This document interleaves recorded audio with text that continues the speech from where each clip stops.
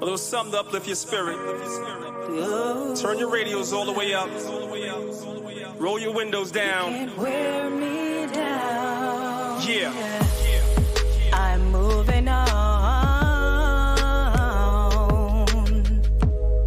You can dim my light. You can pray for my downfall every night. Yeah. See, this truth makes me high. I'm a rocket till I die. I take my wings and fly high. You can't wear me down. This lonely road is very long. I pray Yahweh keeps me strong. Cause with him there can be no wrong. You can't wear me down. See, I could fall or drown in self-doubt, or stand on my feet and pull myself out. If I was weak, I'd throw the towel in easily, or take a second look to see what life is teaching me. And embrace it boldly, no rush, I take it slowly. If I go off the path, then I pray he show me. I was blessed with talents, and I accept the challenge. Life's a tightrope walk, somehow I kept it balanced. And when they tried to wear me, I knew that y'all would spare me. I kept the law, I'm not sure that some of y'all could hear me. But I'm not surprised, failure is not advised. Can't walk a mile in my shoes, my man, they're not your size. Take these words and share it, go let your mother hear it. If he's down, hook a song can lift a brother's spirit. And to the precious sisters, music was made to lift us. Touch our spirit at times, if it's based in scriptures. And never say that your hope is done. Your faith is built, every obstacle you overcome. Count your blessings, cause life is a precious gift. Praise to Yahweh and the greatest king that ever lived, Yahweh Shai. See, this truth makes me high. I'm a rocket till I die. I take my wings and fly high. You can't wear me down. This lonely road is very long. I pray Yahweh keeps me strong. Cause with him there can be no wrong. You can't wear me down. Ooh, yeah. Wear me down. A little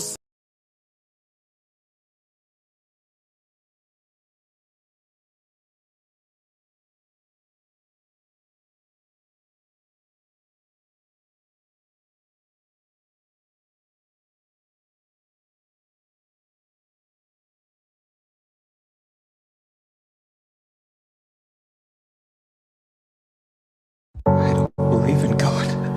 It doesn't matter. He believes in you. I absolutely believe in God.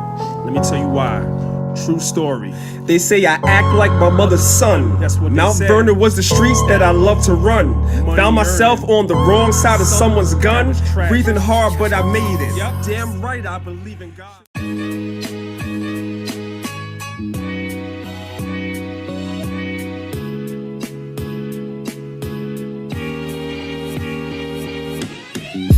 Every time I try to get out the game, it's like somebody keeps pulling me back in. They don't want me to leave. Can't leave rap alone, the game needs me. I try to get out this game, it ain't easy. It's what they're telling me, but I don't know because this game is full of jealousy. I can't leave rap alone, the game needs me. I try to get out this game, it ain't easy. Is what they're telling me, but I don't know because this game is full of jealousy. Rap is dead, it's too late to restore its true state. MCs are too fake because truth's the new hate. Rare, nobody's rhymes are potent. For those whose eyes are open, can see the game is full of liars and these liar Cohens. Now that's an omen, that means a name sign. How they claim that they woke but sleep the same time. How they claim that they flow but they not impressive. How they claim rap evolved, they ain't no fossil records. But they push that, and so I push back and reminisce about the days when they made good rap. And the beats were fire, had to adjust the volume. Now you gotta mumble or sell a couple thousand. Yup, the game has changed, there ain't no standards. You gotta wear tight jeans and rock a man purse. But I'm killing them up in my street clothes. Second verse, watch, I'll drop the cheat code. Can't leave rap alone, the game needs me. I try to get out this game, it ain't easy. It's what they're telling me, but I don't know because this game is full of jealousy. I can't leave rap alone, the game needs me. I try to get out this game, it ain't easy. is what they're telling me. But I don't know because this game is full of jealousy. And I don't mean to sound boastful, but when she sings, she make it sound so soulful. So I made an anthem for my corner vest. These verses ain't my single, they're just my warm-up sets. I praise Yahweh on the psaltery. I sacrifice, so don't think that you can alter me. Get a sacrifice, and I said all to me. Misunderstood, they speaking Paul to me. And switch my style from random gun lines to knowledge top with a slight sprinkle of punchlines. And I'm not ashamed, I tell them we don't care. Flow is tight like outfits that Migos wear. And you know that that isn't right. In the dark, what good is a hidden light? And the end is near, so we sent the fishes. And I speak the truth because I know the scriptures. The game needs me. I can't leave the game alone, y'all. The game needs me. They keep pulling me back in. Can't leave rap alone, the game needs me. I try to get out this game, it ain't easy. The game needs me. It really, really needs me.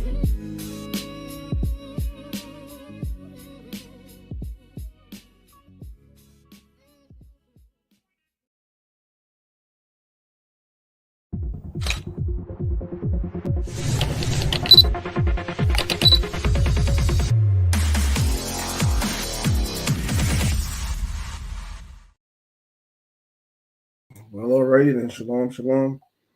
Brothers and sisters, shalom. Welcome to another edition of the Lions of Israel. It's your brother, Priest Daniela, represent Lions of Israel.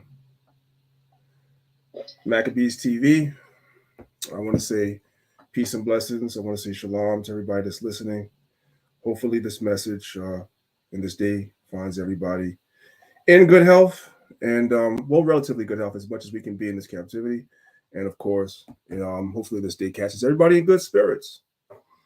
All right, so we have a lot to cover today. I always say that, but it's true. I say it because it's true. We have a lot to cover today. So let me just go ahead and give my greeting real quick to all my brothers and sisters that's tuning in now and those that'll be tuning in later. Shout out to everybody that's watching on the Lions of Israel class page on YouTube.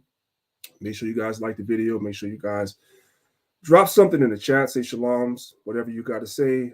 Ashar Shabbat, happy Sabbath. Let's just trigger the algorithm.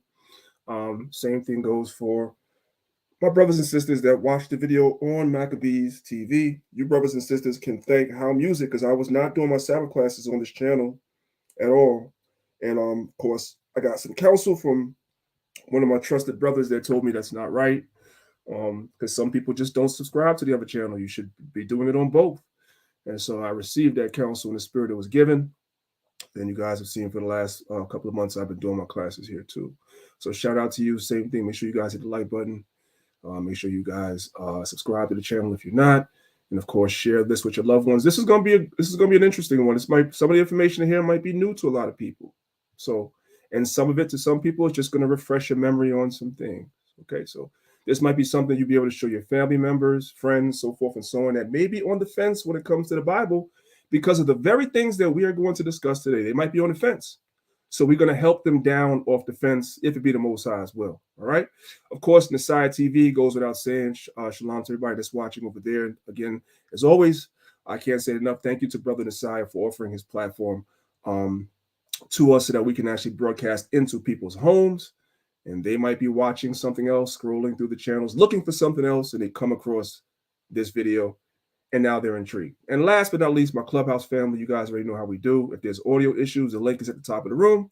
Today's lesson is highly visual. Some lessons are not highly visual. Today's lesson is highly visual. So, of course, I invite my brothers and sisters on Clubhouse to feel free to click the link at the top of the room and come on over so you guys can watch the PowerPoint as I'm going to be bringing forth a lot of information today. Out the gate. So I advise you, brothers and sisters, if you're able to come over and watch the video on YouTube. But if not, that's fine. Just sit here and listen, and maybe you can watch it later at your convenience. And be sure, guys, if you're on Clubhouse, to share the room and ping people into the room as well. Because, again, this is a topic that will be new to a lot of people. And also, you might know people. I'm pretty certain everyone knows somebody that's on the fence when it comes to the Bible concerning some of the things we're going to discuss today. So you guys already know how we do. Demonstration beats conversation. So we're going to do our best to demonstrate some things to try to help some of our brothers and sisters that are on the fence when it comes to the Bible. I got a lot to talk about, so I think that was enough time for me to give my introduction. And we're going to go right and dive headlong right into the information. So we're going to go ahead and share the screen. Give me 1 second. Let's see here. I got a bunch of things going on. I'm kind of, there we go. Okay. I'm share the entire screen. And all right, that I'm going to make sure that you guys are just looking at, you guys don't want to see me. Like, we don't want to see you, brother. We want to see the information. Okay, no problem. I got y'all. I got y'all. So, all right, here we go. So this is, I always talk about, by the way, let me just do this real quick. I apologize. Let me stop sharing my screen for 1 second. I want to get the banner from the bottom of the screen. So I'm going to stop sharing for 1 second. My apologies. I want to remove the banner so you guys can fully see what's happening with the PowerPoint. So let me go ahead now and share my screen again. Okay, guys. All right. So as I mentioned, there's a lot to talk about today, right? So as I always mention every week, our camp has an academy. I've done 3 of them within the last 2 years. Each academy is 6 months. And I teach a lot of stuff in the academy. I go a lot deeper. Right now, I exaggerate not. I can actually share that screen if you don't believe me. I have about 400 PowerPoints that I've put together over the last 2 years. That's why I don't really have no time between that, my personal life, my job, and overseeing a congregation. I don't have a life, right? So, and part of that was putting together PowerPoints. Why? Because I understand that demonstration, these conversations, I understand our people are highly visual. And so I understand that a lot of times, a lot of our people, in this truth, regurgitate things, which we're going to talk about that today. You're a parrot, right? Until somebody presses you on some information, then you're leaving the truth because this is not the truth anymore and you don't believe, right? So I've spent the last 2 years putting together demonstrable lessons, right? And that doesn't take away from anybody else that doesn't teach the way I teach, but I put together demonstrable lessons to show you, to demonstrate to you that what we teach is the truth. We're not. It's not just a motto. It's not just something we're saying. We can demonstrate it for the most part, and so that's why I've done it, right? And so I started off doing these PowerPoints strictly for my academies, right? For the new people that wanted to join the camp, I wanted to prepare them for what would be ahead, the questions they would be asked, and how to respond to certain things, right? But as I began to start doing my Sabbath lessons online, I realized that, and I come into the rooms on Clubhouse and we have these conversations every day and so forth. I realized that everybody's not going to join the academy. Everybody's not really, some brothers and sisters are already in congregations, but they still learn from me, right? So I need to share this information as much as I can with everybody. So I don't always give you guys all my academy lessons, but every now and then, some of them will spill over to our Sabbath classes. Why? Because these things are important. So we're in a fight on so many fronts when it comes to this truth. We're in a fight, right? First of all, sadly, as Israelites, we fight amongst ourselves. I'll just leave that there. I got nothing else to say about that. And no, I'm not going to say nothing else about it. I'm not. You know what I'm saying? I'm here to teach. That's what the Most High called me to do, to teach, and that's what I'm going to do. It's just that simple. But we're fighting against each other, right? Then you have those of our people that don't believe in the Bible. We're fighting against them. Then you have the Christian apologists, which is the other nations. We're fighting against them. Then we're fighting against the so-called scientific community, which is what we're going to talk about today. We're fighting against them. And then, of course, we're fighting against the alphabet people as well. And, of course, we're fighting against the small hat community as well. And so many other, everybody hates the Israelites. Everybody. We have so many battles on so many fronts, right? Today's lesson is going to focus on one of these fronts that we battle on. And one of the battles that we're having is that there is a push amongst, I call them the fake woke, fake knowledgeable conscious community. And one of their attacks on the Bible is to say that we as Bible believers are anti-science. That's what they say. They also say that the Bible is anti-science. Now, I'm not going to get too deep into those arguments today, but I am going to touch the surface on one particular argument today. And the reason why I do that is There are a lot of stumbling blocks in front of our people when it comes to understanding the Bible. And we know the Bible, our Bible starts in the book of Genesis. There's a lot of stumbling blocks in front of our people. So what I did in the academy before I did my breakdown, and by the way, I didn't do, some of you brothers that are listening, you were in the third academy and I didn't do this lesson then. So this is y'all first time seeing it too. But I did do this in the second academy, right? But that's neither here nor there, right? What I aim to do is I tell people all the time, before I open up Genesis chapter 1 and start reading that, I have to take into consideration the world I live in. Most of our people think the Bible is made up and it's a fairy tale. They don't believe in Genesis chapter 1. They believe it's anti-science, right? So what we have to do is we have to not run away from, we have to walk directly to these arguments that they make and deconstruct them. And if we deconstruct these arguments effectively, I'm not telling you that we're going to reach everybody because everybody's not God's elect. The Most High has an elect, right? If we deconstruct these preconceived notions that they have, some of these brothers and sisters may eventually come into the truth because that stumbling block was removed. I'm a perfect example of that. Some of you guys know, many of you guys don't know. Prior to me being in the truth as an Israelite, I was a 5%er. And there was a bunch of stumbling blocks in front of me. How did I become that? Listening to the rappers of my day, right? It was the popular thing to do, right? I was against the church and all that stuff like that. The way that, we were portrayed in the church, the whole thing, I was against that. Ran right to the 5% nation, the nation of gods and earths, right? And so there's a certain dogma that they teach against the Bible. The Bible is the white man's book. Everybody in the Bible was white. King James was white. The Bible contradicts itself. The Bible this, the Bible that. I had all those stumbling blocks and ran into a brother that brought me to the school. I ain't going to get into my whole testimony today. And guess what? I sat underneath the elders and one by one, those stumbling blocks were removed because all I wanted to do was to know. And they demonstrated to me that those things that I was saying were fake. And I had no choice but to yield to it because the Most High had a purpose for me. It's not going to be that way with everybody that you show this stuff to.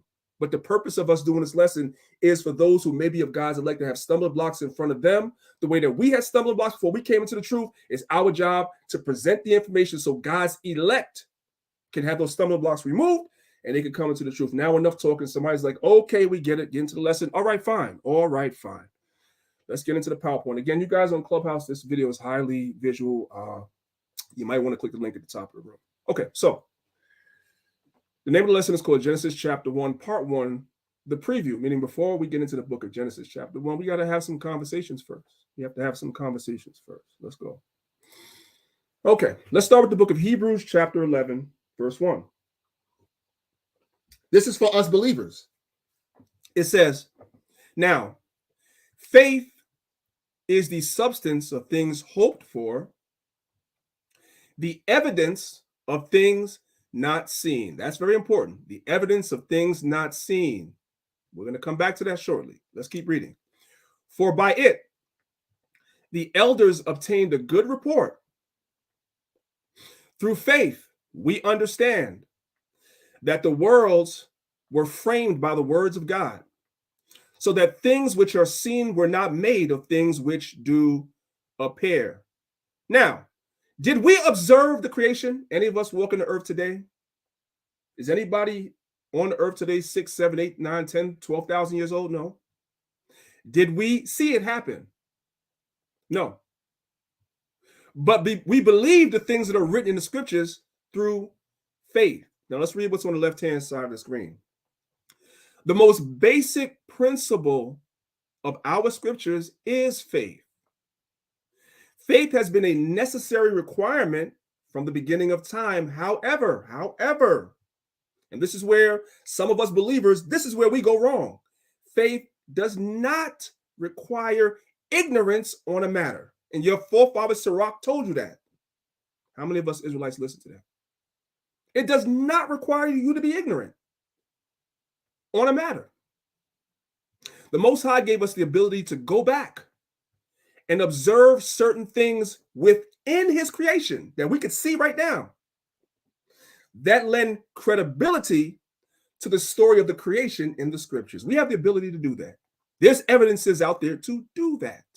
And you don't have to be ignorant of it. And the Bible does not tell you to be ignorant of it either. And we're about to deal with that.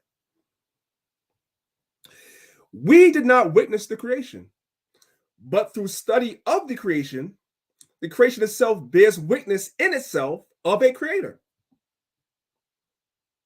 That's our luxury. The world tells us that that's a disadvantage, but that's our luxury. The Bible already tells us that our attendance is based on faith. We know that. We admit that openly. So now we have faith in the matter, and we go back and we find the evidences to prove our faith correct. Modern science, they don't have that luxury. They mock the Bible and the story of creation in favor of theoretical sciences. And these theoretical sciences are inherently problematic, as we are about to see. Let's go to the next slide. Problem number one. Much of modern science is rooted in confirmation bias. Now, let's read what I wrote first, and then we're going to look at this picture. The powers that should not be have already rendered the Bible evil. That's what we hear every day. The Bible is evil. They've rendered the Bible a fairy tale. Yeah, none of the people in the Bible existed. It's not real. And they've said the Bible is anti-science, among many other things. This is taught in schools. And as a result of this doctrine, atheism is on the rise. The problem is, this is where the problem is. Removing the Bible does not explain the origin of the universe. It don't. The formation of the earth, that's not explained by removing the Bible, and the beginnings of man. So once you remove the Bible, now modern science is charged to explain these things, which leads to confirmation bias. What is that? Confirmation bias is a cognitive bias where people have a tendency to search out or interpret or even recall information in a way that reinforces pre-existing beliefs. So now there's a pre-existing belief. And see, when the people call us religious, the problem is that much of modern science is religious. They come in with a pre-existing belief that evolution, as is taught in school, by way of natural selection. And I want you guys to listen to my verbiage very carefully. The name of Darwin's book, I'm still kind of paraphrasing it, but it's Evolution by Way of Natural Selection. That's different than evolution itself. I hope you guys know that. But if not, you're going to learn that today. So in school, they teach Darwin's theory of evolution by way of natural selection. That's what they taught. That's their pre-existing belief, which is a religion. And then they interpret all sciences, quote unquote, that they find and they research around that pre-existing theory. That's what they do. They say that that's what we do. That's what they do. Because when you actually look at science itself, it debunks the theory of evolution by way of natural selection. It is debunked in itself. But they don't care about that. They don't care about that. And they cannot rely on faith the way we can, because our book says that we have faith, but they mock faith. So they have to have an answer. Faith cannot be a part or a component of what they teach. They have to have an answer. So what they do, they'll give you an answer, even if it's a wrong one. And then mock you. Okay, let's move on. Now, let's start here. It's the book of 1 Timothy chapter 6, verse 20. I need you Israelites to pay attention, because some of you brothers and sisters are under a spirit of sorcery too. So we're going to remove the spirit of sorcery concerning the scripture right now. This is the book of 1 Timothy chapter 6, verse 20. O Timothy, keep that which is committed to thy trust, avoiding profane and vain babblings and oppositions of science, falsely so called. So what happens is that you have some within our community. I'm focused on our community right now. You have some within our community that say science is evil. That's what they say. I don't deal with science. It's evil. It's the white man's science. You're correct in some ways, but here's a problem. Let's look at that scripture again. It says, avoiding profane and vain babblings and oppositions of science, falsely so called. The verse itself is letting you know exactly what the science is that Paul is speaking against to Timothy. But somebody may have missed it. You're looking at the English and you're just not sure, which is why we have lexicons today that we can go back and look at to show us what the underlying Greek word is. So let's look at it. This is the book of 1 Timothy chapter 6, verse 20. You guys, that's why I told you guys in Clubhouse, you might want to come over and look. You might want to click the link at the top of the room, because I'm telling you now, I'm showing you guys a lot of stuff.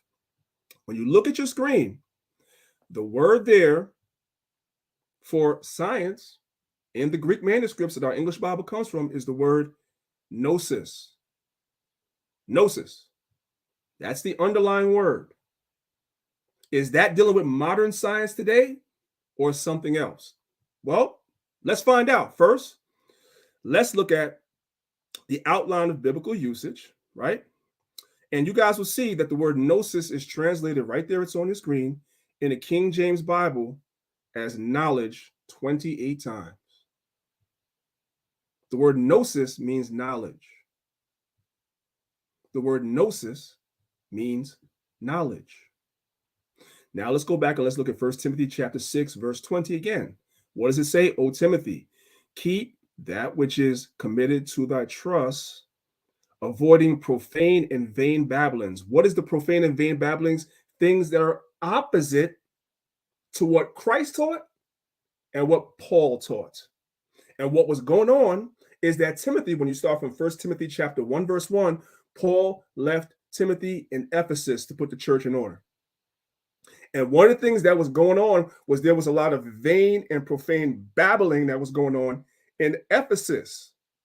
That word and oppositions of science, these vain babblings and these oppositions of science was knowledge that was opposed to what Christ was teaching. It had nothing to do with modern science. It has nothing to do with evolution. It has nothing to do with reproductive science. None of that stuff. What it's saying right here is that there is a doctrine that Christ taught, that Paul continued in the churches, and you have a group of people in Ephesus that are teaching something opposite of that, because the word gnosis is the word in the Greek. It's dealing with knowledge. Does everybody see that? I want that to marinate for a second. It is not speaking against science. Don't let nobody fool you with that. The conscious community be saying that dumb stuff. You see Sonetta quoting the scripture, he's out of his mind. No disrespect. That's my man, 50 grand, but he's out of his mind. He doesn't know what he's talking about. Neither does Brother Reggie, neither does Brother Uncle, any of them other niggas over there. You don't know what you're talking about. Period. Now, watch this. Let's go to the next slide. Next slide is going to really bring and drive the point home. You're going to get it. You're going to get it. We're going to go slow. I may not get through this whole thing, but we're going to make sure that what I do show you guys today is effective and you're able to understand it and you're able to show this video to other people, or you're able to take notes and you teach it. Let's go to the next slide. Watch this. Check this out. Now, what I did was I went to the etymology dictionary and I looked up the word gnosis, right? In the Greek. It goes all the way back to the Greek. We're just going to make it real simple. The word gnosis means knowledge. Just like we saw on the Blue Letter Bible website, it says the word gnosis means knowledge. When you come to the etymology dictionary, it says the same thing. You guys can see it right there. It says the same thing. That's two witnesses right there. Now, you might be asking yourself, hey, self, so if it says knowledge, if the word gnosis means knowledge, why did the translators translate it as science? Well, because when you come to the same etymology dictionary and you type in the word science, what does it say? It says the act of knowing. Translation, the word science and the word gnosis are synonyms. They're synonyms. They mean the same thing. So the translators did not make a mistake. That is a lie. They had a choice of many words they can use to express the same sentiment. They could have put the word gnosis there. They could have put the word knowledge there, or they could have put the word science, which is the one they chose there, and they all mean the same thing. The underlying thing that was going on in 1 Timothy chapter 6, verse 20, is there was a knowledge that was vain and profane, that was in opposition to Christ, that was being taught in Ephesus, and Paul was speaking out against that, not against reproductive science knowledge, like man, you know what I'm saying, sperm meets the egg, so forth. And he wasn't talking against that. Where do people get that? That's crazy. And that's from a lack of not studying. But guess what? A lot of our friends and co-workers and family members, they believe the Bible is literally speaking against science, and it's not. It's not. Let's move on to the next slide. This is something else you should know from the same etymologydictionary.com. I didn't want to get too far into this, so I didn't put a whole bunch of information in this PowerPoint on the subject, but I thought you brothers and sisters should know. I looked up the word Gnostic on the same etymology dictionary. So let's read what that is. Gnostic, believer in a mystical religious doctrine of spiritual knowledge. Spiritual knowledge. So what was going on, brothers and sisters? I'm just gonna bring it home for you. I can do a whole lesson on this another time. Gnosticism was heavy in the first century. It was heavy. In those same areas where Paul established all those churches, in those same areas where John in the book of Revelation chapter 2 and 3 is writing to all those churches, you know what was in that area at the time? Gnosticism. Big Gnosticism. What is Gnosticism? Gnosticism are first century, quote unquote, I got my air quotes up, Christians that had their own Bible, right? You guys can Google the Gnostic Gospels. These are things that oppose the Gospels that we have in our Bible today. Oppose it. This was going on in the first century. And they have their own counter history, the Gnostics, that go against the Torah. And the problem was, just like it is today, you had a lot of people in the first century that started off with Yahushua, started off with Paul, started off with the 12, and then they heard these Gnostics teaching something contrary to what the apostles taught who actually walked with Christ, contrary to what Paul taught who actually was taught by Christ. And you know what happened with the people? I'm confused. I'm confused. I don't know what to do. I don't know what to do. I'm confused. I don't know what to believe. Just like today. You got brothers that are teaching this stuff. It is as clear as day. It's the truth. And some of you brothers and sisters, within the sound of my voice, you dibble and dabble in other stuff, and you don't know what to believe now. You are just like your forefathers, just like them. The same, hey, that was which was written aforetime for our learners. The same thing that was going on in the first century is going on now. That's why I be so harsh when brothers be quote unquote leaving the truth, like I'm supposed to cry because you left the truth. No, you just like your forefathers in the first century. You're supposed to leave. You're supposed to break out. You're supposed to be like, I don't know what to believe anymore. That's your lot. I'm sorry. I know it sounds harsh. That's your lot. Just like it was their lot in the first century. So what was happening right here, let's go to the next slide, is Paul's writings wasn't against so-called science as we know it today. That's not what he was talking about. That's not the context. The context is it was against a spreading heresy, which was against Christ, and that was Gnosticism. I hope everybody understands. Why did I go through all that? Because we have to explain, because now we're going to have to go into some science. You can't let nobody tell you, well, because you believe in the Bible says don't deal with science. The Bible does not say don't deal with science. The Bible literally is telling you not to get into that Gnostic antichrist doctrine that was spreading in the first century, because the underlying word for science in 1 Timothy 6:20 is gnosis. Does everybody understand what the hell I'm saying?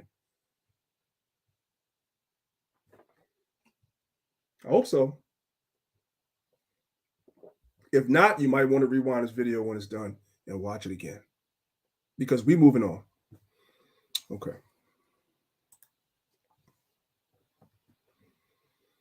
This is a famous quote that's attributed to Albert Einstein. Science without religion, we don't like the word religion, but we understand the context of the statement, so we're not going to get bugged out. Science without religion is lame. And religion without science is blind, meaning real science, as we know it today, goes hand in hand with the Bible. It walks. We're going to see this. I don't want you to believe it. We're going to see it. It walks hand in hand with the Bible. You can't have one without the other. There's no contradiction. But modern science, as it's taught in schools, is the problem. That's where the problem is. Because it deals with confirmation bias.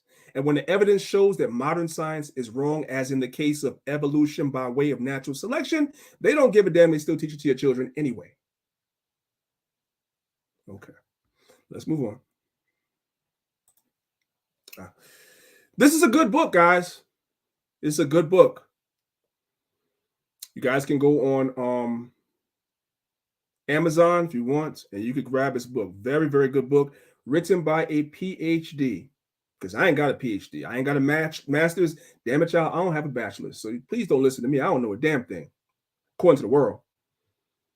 The name of this book is called That Their Words May Be Used Against Them. You know, I always give the family some good resources. The name of the book is called That Their Words May Be Used Against Them. That's the front of the book. It's by Henry M. Morrison. I just want to read the back of the book. I took a picture. I know it's a little dark or whatever. Y'all forgive me. I took a picture of the back of the book. I just want to read what the back of the book says, just the first 2 paragraphs, so you guys could see what's going on in this book, right? Oh, excuse me. Let's read the title of the book again. I'm sorry. I missed the bottom part, which is the most important part. The name of the book is called That Their Words May Be Used Against Them. It says, quotes from evolutionists useful for creationists. Why is this important? Why am I showing you guys this book? You see where it says at the bottom, quotes from evolutionists? So a lot of people in the early stages of evolution, over the first 100 years where evolution by way of natural selection was something that was widely taught, right? You had a lot of people that were in that field, that questioned the theory from the gate. And a lot of these scientists that were in that field from the beginning wrote papers that were published that we have access to today. And within their works, when you actually dive into a lot of their works, which we don't have to do that. That's why, praise the Lord, the Most High puts a spirit on this Edomite to write this book so we have access to it. But when you dive into their works, a lot of them within their works are questioning the very theory that they were pushing. Like, well, you know, I do push it, but really that over there don't make no sense. Now, you don't have to go through 100 papers by 100 different scientists, which would equate to, I'm sure, to thousands and thousands and thousands of pages of reading. You don't have to do that. This book helps you do all of that. He does all of that for you. He correlates all the quotes from people that believe in evolution that are telling you by their own quotes, but it is faulty. Translation, confirmation bias. We can't deal with faith, so we have to say that this is true, even though we have all these problems with the theory. That's what's going on in this book. It's a good book, I'm telling you. Now let's read the back real quick. It says, if you're looking at this on a small phone, you may not be able to see it, but I'm just going to read it to you. It says, in sifting through the in silting through the shifting sands of evolutionary thought, one can be forgiven for feeling tangled up in a plethora of conflicting statements. So he's letting you know that there's a lot of conflicting statements when it comes to evolution, right? And he correlates all of them in his book. A very great secret kept from the public is that evolutionary scientists are far from unanimity when it comes to naturalism. There are so many competing theories that collide. How can anyone call evolution more than a theory, right? But it's taught to your children as a fact. And you're mocked and told that you're stupid for not believing it, yet the evolutionists themselves, when you correlate their statements and put them side by side, they don't agree. They don't agree. Next paragraph. This vast storehouse of quotes compiled by Dr. Henry M. Morrison and divided into sections gives much more food for thought to those confused by evolutionary theory. Each of the 15 chapters are useful for defending creation against evolution and explaining origins. These relevant quotations bring to light the fatal weakness of the entire structure of evolution, inadvertently exposed by its own promoters. Did you guys hear that? Let's read it again. This relevant quotation bring to light the fatal weakness of the entire structure of evolution, inadvertently exposed by its own promoters. Meaning the people that were promoting evolution, brothers and sisters, are the ones through their papers that have been published, are the ones that are debunking it. What is that called, brothers and sisters? We just went over it. Let's go back. What is that called? That is called, brothers and sisters, confirmation bias. That's what I told you. That's what I told you. It's confirmation bias. The very people that promote the theory in their published writings are telling you the theory is trash. But they got to stick with it. You know why? Because they don't have faith at their disposal like we do. They tell you that faith is a weakness. No, it's a strength.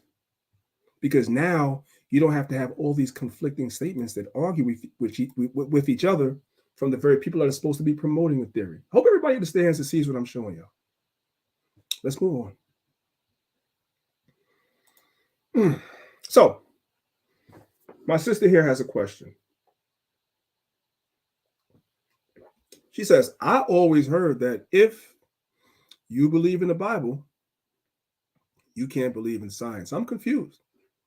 She said, I believe in the Bible and I believe in science too. Is there any room for a compromise? The answer is yes.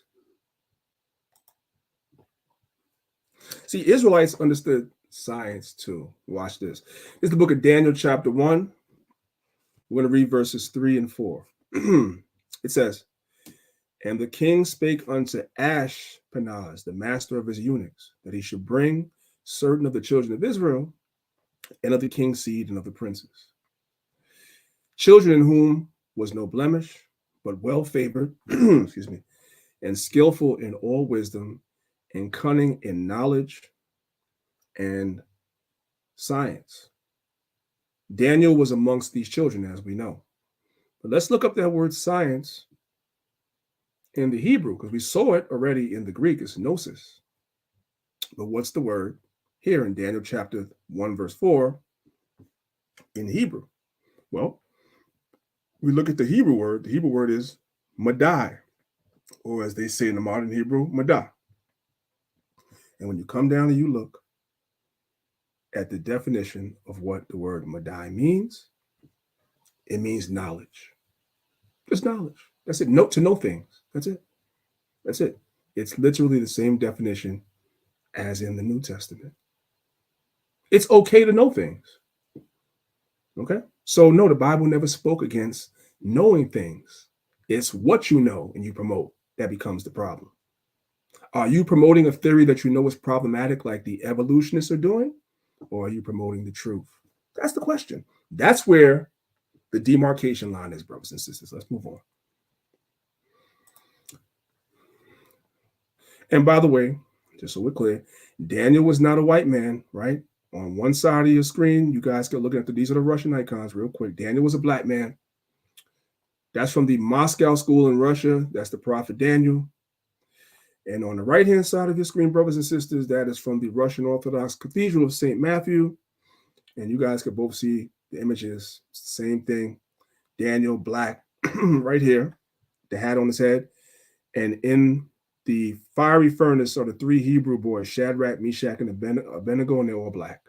Afros and all that. Okay? That's just an aside, because people say we be making everybody black. Well, somebody painted these images 500 years ago before there was anything as a black Israelite. Somebody painted them black. So you go ahead and you explain that. I know why, but since you say we make stuff up, you explain to me why the images prior to there being black Israelites, why they're black images of the prophets and the apostles. I need somebody to explain that to me. And if you say that it was in a fire, you got to explain to me why the fire did not catch the halo above Daniel's head. You got to explain that.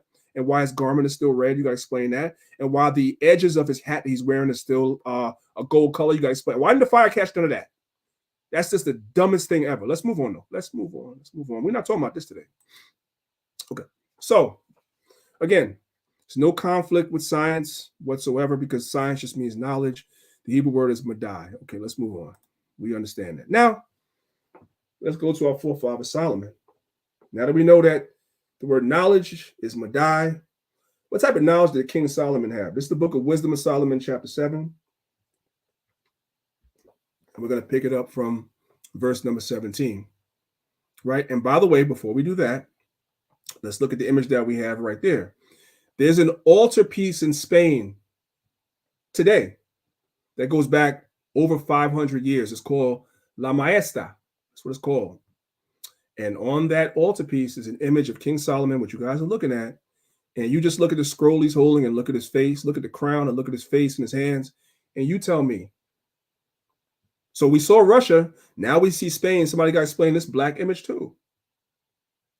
Did a black Israelite do this back 500 plus years ago? Did he do that? Just let me know. I need to know. Anyway, is the book of wisdom. And these are Israelites, by the way. So when people say, I don't know if the Israelites are black or white, let's go ahead and let's do some DNA and everything like that. Well, somebody 500, 600, 700 years ago knew that these people were black and painted them such. But anyway, Wisdom of Solomon, chapter 7, verse 17. For he have given me certain knowledge of things that are, namely to know how the world was made. So the Most High caused Solomon to understand how the world was made, which is explained in Genesis chapter 1. The question is, did Solomon, in his state at that time, when this was being recorded, did Solomon witness that? No. So how did he know? Because the things that were in existence in his time that he studied confirmed what was written in the scriptures already. So he had faith in that he was born the son of David. So we already know he believed in the Most High. He had faith in the scriptures. We understand these things. So the faith came first. And as he got older, he prayed to the Most High for what? Everybody knows he prayed to the Most High for what? So he said, give me wisdom. Not riches, not anything else physical. Solomon prayed for wisdom. And the Most High gave him that. And in that wisdom the Most High gave him, and he was able to study certain things, and that knowledge of certain things, he understood that was written, what was written that he already believed was true. And that's us today. Nobody's asking anybody to be simple and unknowledgeable. Nobody. For he hath given me certain knowledge of the things that are, namely to know how the world was made. He didn't witness it, but he was able to understand it, and it was correct. And the operation of elements, the beginning, ending, and midst of times, the alteration and turning of the sun, the changes of the season, the circuits of years, and the positions of stars, the nature of living creatures, and the furies of wild beasts, the violence of winds, the reasonings of men, the diversities of plants, and the virtues of roots, and all such things that are either secret or manifest, them I know. I read that kind of fast because we're going to break that down a little bit. Let's go to the next slide. First thing that Solomon said the Most High gave him, outside of knowing how the world was made, was the operation of elements. Today we have a periodic table with all the elements on the periodic table that we're given, right? Well, Solomon said he understood what these elements were and how they operated. That's science. So how in the hell could the Bible be anti-science and Solomon saying, I know how that works? Oops, sorry. Let's move on. Now, give me 1 second, y'all. 1 second. I just want to make sure that sometimes these things get a little wacky. I want to make sure that okay, good. So let's pick it up from I'm going to skip this slide for now for the sake of time. And I'm going to go into something else. Let's go to the next slide. Now, all right. I want you guys to look at your screen. You could go to any website and get information. Doesn't really matter. But what I wanted you guys to look at it, but with this particular website, is from the University of Berkeley of California. And if you guys look right here at the left-hand side of that, it says the Museum of Paleontology. So we're not, listen, we're getting down in it. Paleontology is a discipline in the scientific world, right? Paleontologists hold a very, very, very major role in the scientific world. We'll get into that another time, but it's a very important discipline, right? I wanted to show you guys this because this is where the scientific community, the modern scientific community, runs into problems. This is where they run into problems. See, as I just mentioned, let's go back a little bit. As I just mentioned, see, Solomon did not witness the earth being made. When the elements came together and the earth was formed, he wasn't there to witness it, but he understood it later. He understood it later for it to be true. The problem here that we have is that this university, this Museum of Paleontology, they're holding themselves to a way different standard that we have to be held to, as we're about to read. Let's go to the next slide. They tell you science has to be observed. So their entire theory of creation is out the window. It must be observed. See, ours, we have faith in the scriptures. And then we go back and we do the work to test our faith against information. And it checks out. That's what happened with Solomon. With them, not so. Theirs is based on observation. Let's read it. It says, testing hypotheses and theories is at the core of the process of science. They have to be able to test things and observe it within a test for it to be true. Any aspect of the natural world can be explained in many different ways. Translation, they don't agree. It is the job of science to collect all the plausible explanations as to use scientific testing to filter through them, retaining ideas that are supported by the evidence. And there's a lot of sciences they don't have evidence for, like evolution by way of natural selection. They don't have evidence for it. I'm going to show you. And discarding the others. You can think of testing as occurring in two logical steps. If the idea is correct, what we expect to see, and two, does the expectation match what we actually observe? And that's the crux of it right there. That's the crux of it right there. They must observe these things. Science, literally, modern science says you have to observe something for it to be true, right? So if you don't observe it, then it's still theory. And much of science by way, evolution by way of natural selection has not been observed and never will be, because it is a lie. And that's why I showed you that book. The evolutionists know this, but they push it anyway. They push it anyway. Let's move on. Evolution debunked in 3 minutes. Watch. You hear this one a lot. Science has proven evolution, therefore evolution is true. Since evolution is true and Christians don't believe it, then Christians don't believe science and they aren't rational people. Really, let's put that claim to the test. First off, evolution in the sense that things change is evident. No rational person disputes that. Therefore, rational. I want to slow this down. We got time today. I'm going to repeat what he just said. I'm going to play it again. Evolution, in terms of the fact that things change, is a true science. I agree. It's a true science. I'm going to demonstrate that for you guys. But evolution, as opposed to what is called something, well, you know what? I'm just going to let the video play. I ain't going to give it away. Just pay attention. Pay attention.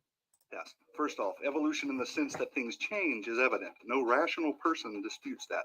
Therefore, rational Christians believe it. We can observe change, but evolution in the sense that life came from non-life and then that life began to randomly generate new genetic information and over time it eventually produced humans is something entirely different and something that quite honestly doesn't hold up against science. In other words, evolution in the sense of molecules to man is not scientifically plausible and therefore should not be viewed as scientific fact. Quite honestly, it is in great opposition to science, that is, observational science, the kind of science we can test and repeat and use our five senses to understand. Right. Observational science means that you can use your 5 senses. And remember, I taught y'all either last week or the week before, the Hebrew language is based on the 5 senses too, as well. Let's go. Science demonstrates that over time, living organisms lose genetic information. They don't gain it. That same science demonstrates that life doesn't arise from non-life. Follow along if you would. Fact 1. There is no known observable process by which new genetic information can be added to an organism's genetic code. None. That pretty much refutes evolution right away because there's no way to go from a fish to an amphibian with it. Right. Pay attention to what he's saying. I know the video is going kind of fast. I'm going to bring it back because I need you guys to understand. I'm going to explain it first. In order to go, there's a theory in science, which we're going to get to shortly, where you have what's called a single cell organism and evolution by way of a single cell organism. But in order for a single cell organism to evolve into something complex as man, new information has to be added every time that you move up the evolutionary chain. The problem is they've never observed that. They've never observed that. Why are we going over all this stuff today? Because when we get into Genesis chapter 1, they can't use none of those arguments because we're deconstructing them now. Follow along if you would. Fact 1. There is no known observable process by which new genetic information can be added to an organism's genetic code. None. That pretty much refutes evolution right away because there's no way to go from a fish to an amphibian without adding new information, right? If living organisms cannot produce new genetic information, how can anything gradually change into something of higher intelligence or form or complexity? That is, how can anything evolve from an amoeba to a man without adding new genetic information? That's your single cell theory right there. This is actually taught that we evolved from a single cell amoeba all the way up into man. Crazy.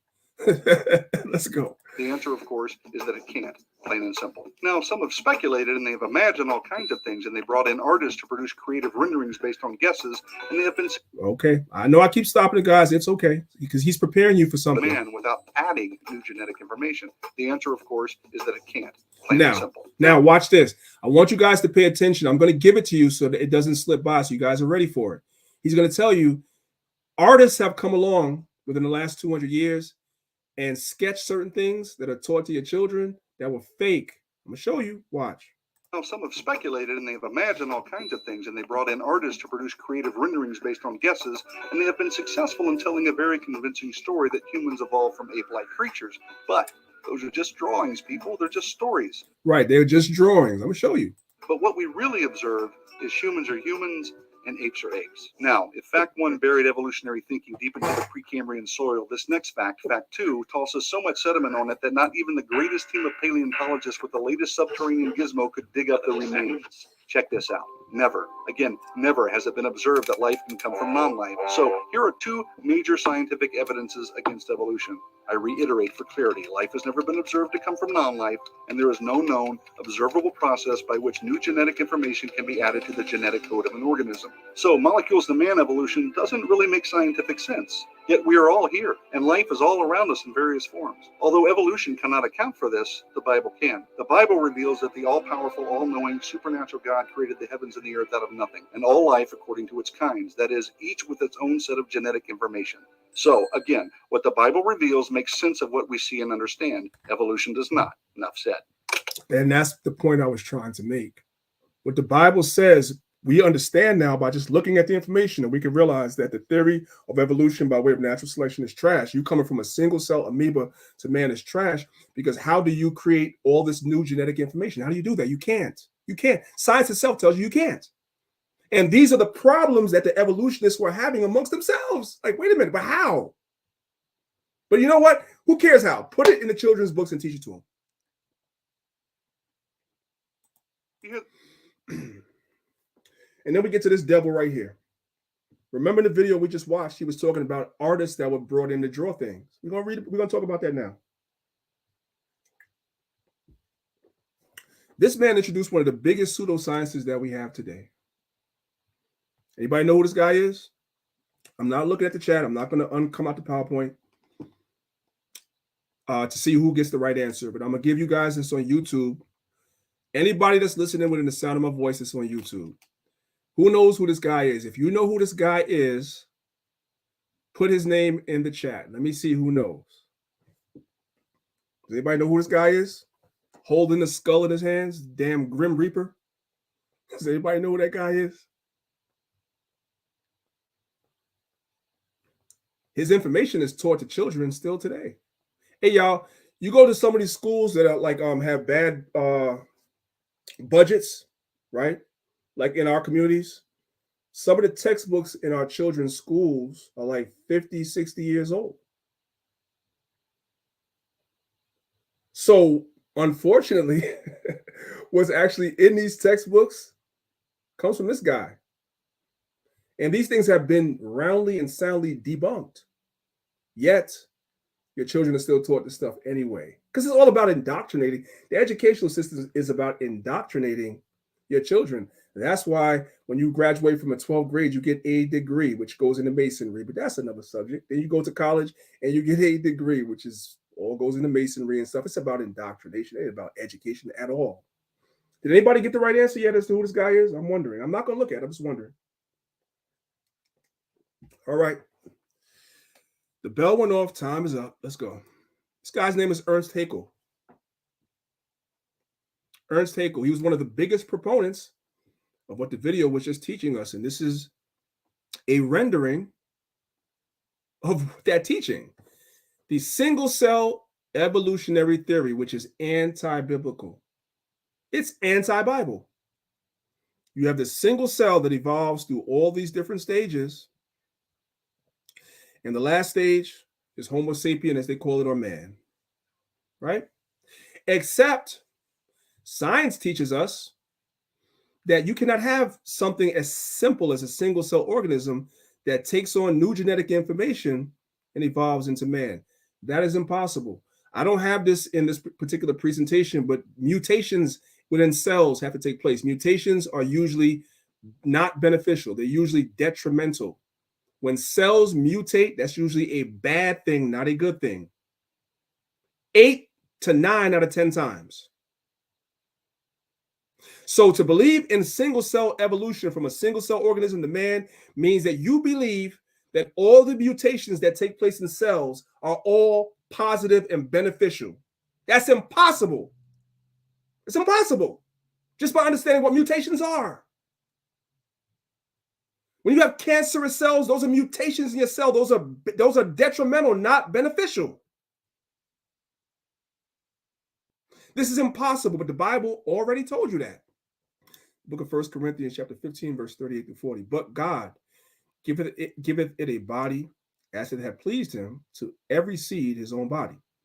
All flesh is not the same flesh, but there is one kind of flesh of men, another kind of flesh of beasts, another of fishes, and another of birds. See, the Bible already told you this.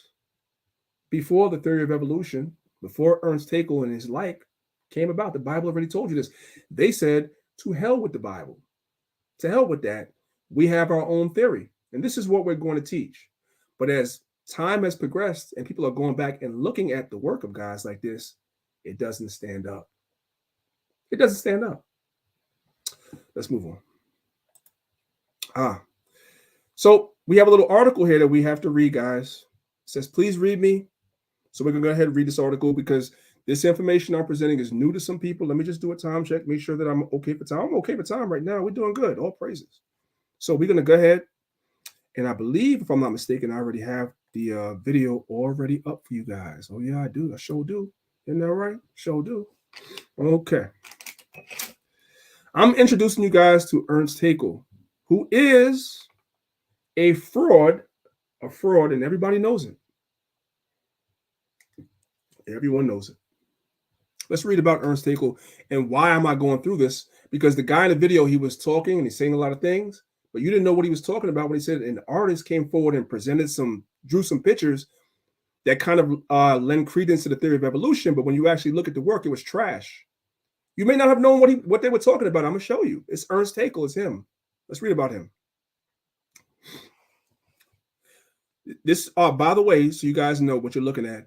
This article, Ernst Haeckel, is from Germany. So this article is from Germany. This is a German, I want to say like a magazine that deals with nature, or a journal that deals with nature. And this is the English translation of that, right? Let's start right here. It says, Haeckel was accused of committing fraud in order to give credibility to his theory. Is there any truth to the allegation, brothers and sisters? That's what we were talking about. These guys, because they don't have the luxury, they say it's a weakness for us, but it's not. Because they don't have the luxury of faith, of the scriptures being correct, and us now being able to use the information we have to show that the Bible is right. They don't have that, right? They have to make stuff up. So evolutionists, scientists, across the board, across time, for the last 200 years, have been saying this guy's a fraud. And his fraudulent drawings that he drew was because he couldn't actually prove his point. So he drew something and put it out there. And they put it in your children's textbooks that your children are still learning today.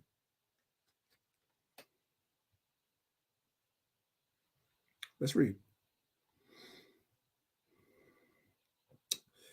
Haeckel came up with the theory that let's read it again. Haeckel came up with a theory that considerably shaped the science of his day.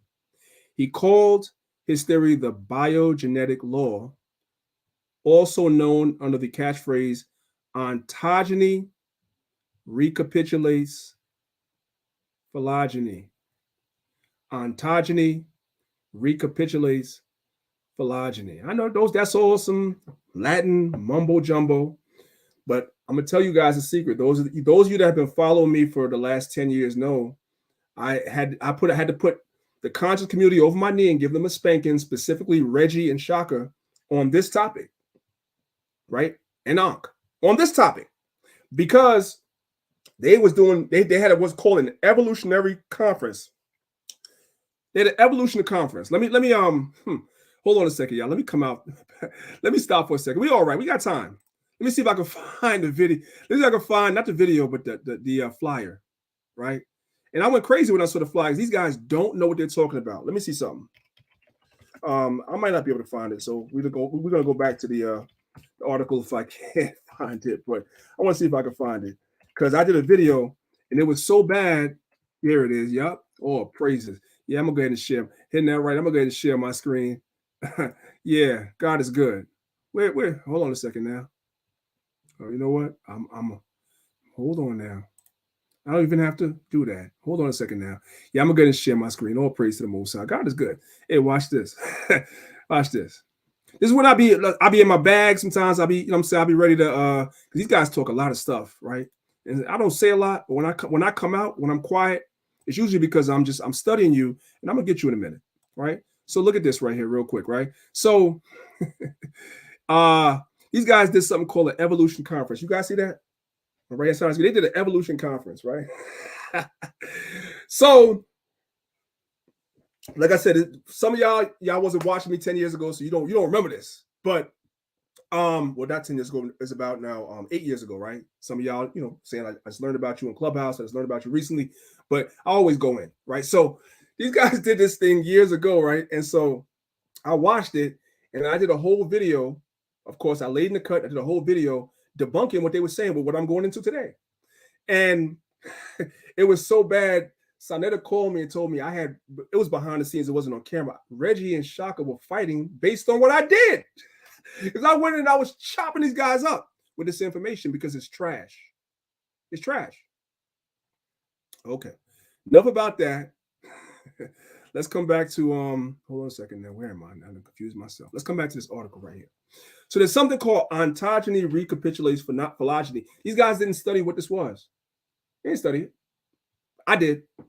And I know it comes from Ernst Haeckel. So I went in and I did a whole video chopping these guys down because from this ontogeny recapitulates phylogeny, it's also called the recapitulation theory. First thing is first, before we do that, they tell us, you Israelites, all you do is read the Bible. You don't study. I don't know who you're talking about, but the brothers that surround me and me, myself, everybody knows that's all I do. That's why I don't have a life. That's all I do.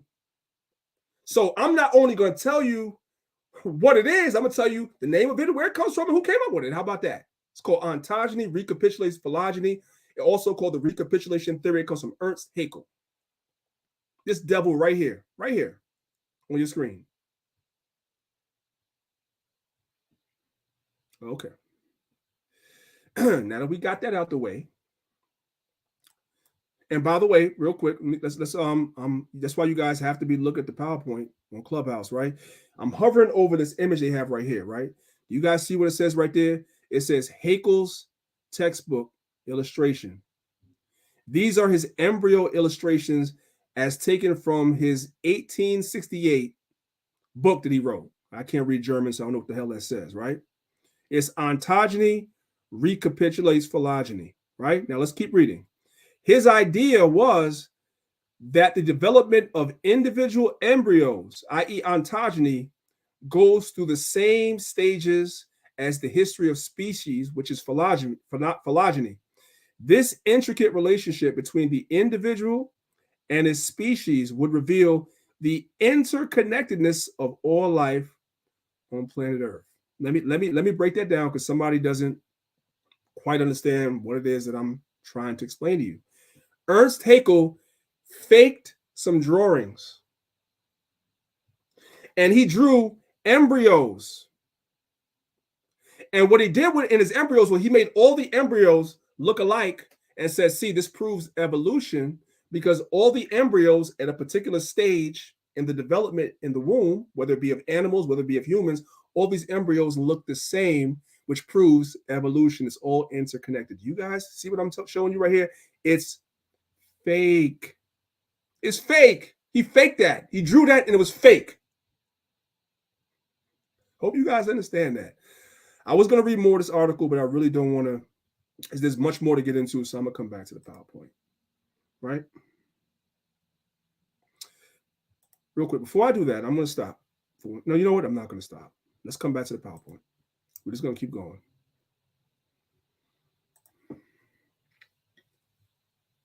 So the single cell theory and ontogeny recapitulates phylogeny is trash. Let's move on. So now, and I'm causing trouble again. That's okay. That's what I do. What is the recapitulation theory, which I kind of went over it already, guys? And who is Ernst Haeckel? This is the recapitulation theory. I want you guys to pay attention. This is from Ernst Haeckel's drawings. I ain't going to read all this. A lot of reading. I ain't going to read all this. But this is what Ernst Haeckel drew, right? The top row is what Ernst Haeckel drew. He was saying that when you look at the embryos of all these different organisms, they all look the same, which proves evolution. But actually, the bottom is how the embryos look at that same stage in the womb. It was all a lie the whole time, right? We're going to move on from that. Look at the screen right here. This is important, guys.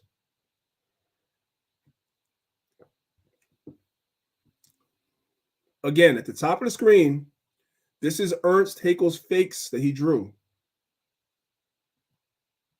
Right here. Why did he draw this? Because it was all about pushing the theory of evolution. It didn't have to be real. I just want to push the theory. So look, the embryo of a fish, the embryo of a salamander, the embryo of a turtle, the embryo of a chicken, the embryo of a rabbit, the embryo of a human, all look the same because we all evolved from a single cell organism. This is what Ernst Haeckel did, brothers and sisters. You guys can do your own research on this.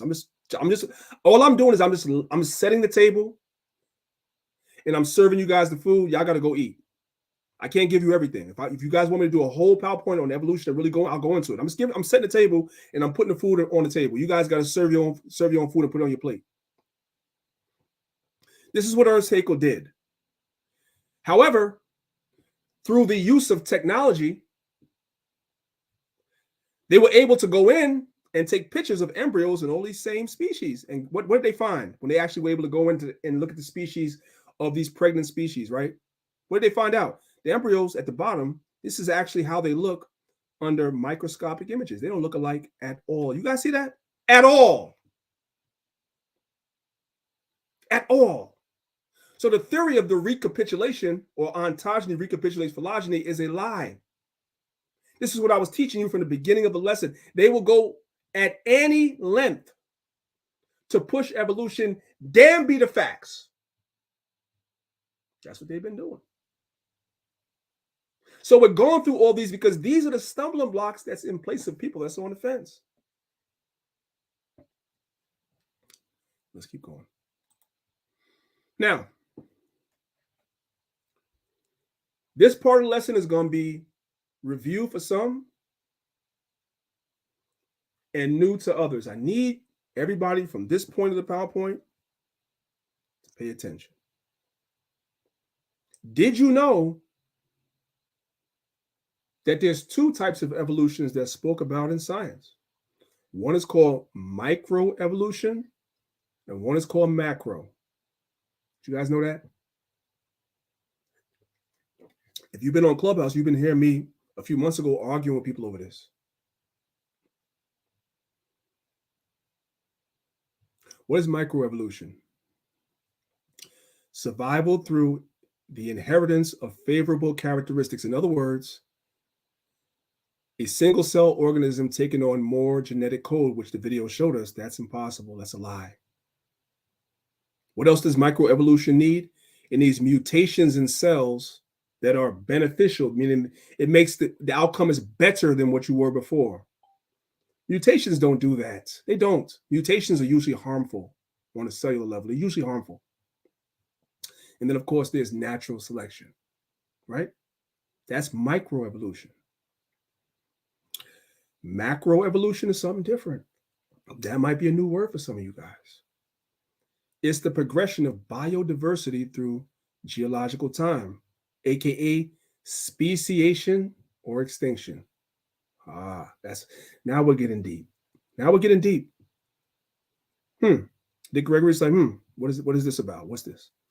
We're gonna break it down. Don't worry, family. I got you. Let's go.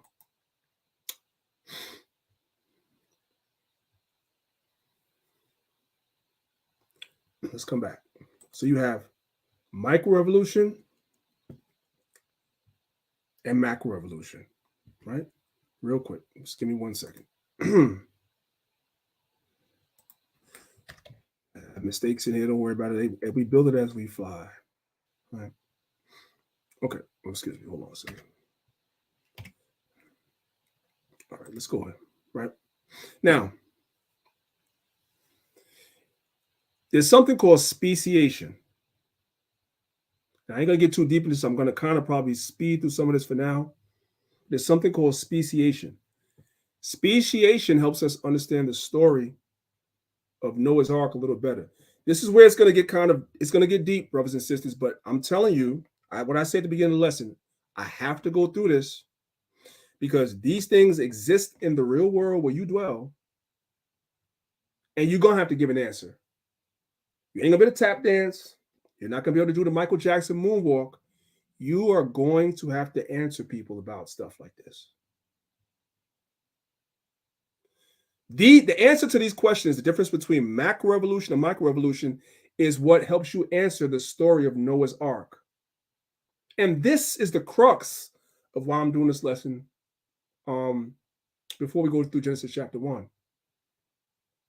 It helps you understand Noah's Ark. Because for the people that are against the Bible, Noah's Ark and the dimensions, listen to what I'm saying, the dimensions of the ark presents a problem for Bible believers. If you don't know how to answer it, it presents a problem for you. So we have to reconcile the problem. I'm going to try to help you do that today. Without getting too deep, I don't want to lose anybody. But the difference between macro and microevolution is the answer.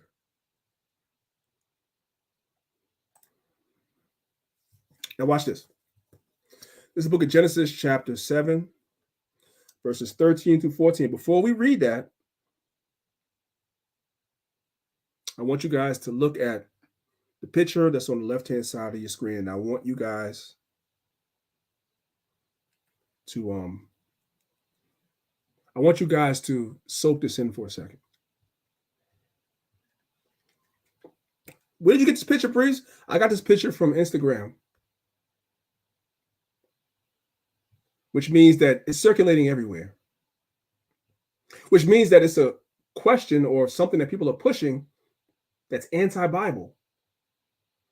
If it hasn't come across your desk just yet, it will. So let's look at it. It's the Titanic. Everybody's heard of the Titanic, right? Leonardo DiCaprio did the movie The Titanic, right? The Titanic. So let's look at the dimensions of the Titanic and let's compare it to the dimensions the Bible says Noah's Ark is. The Titanic, and we're going to do it in feet because, for most of us, we're here in America. So we're going to do it in feet so that we understand it.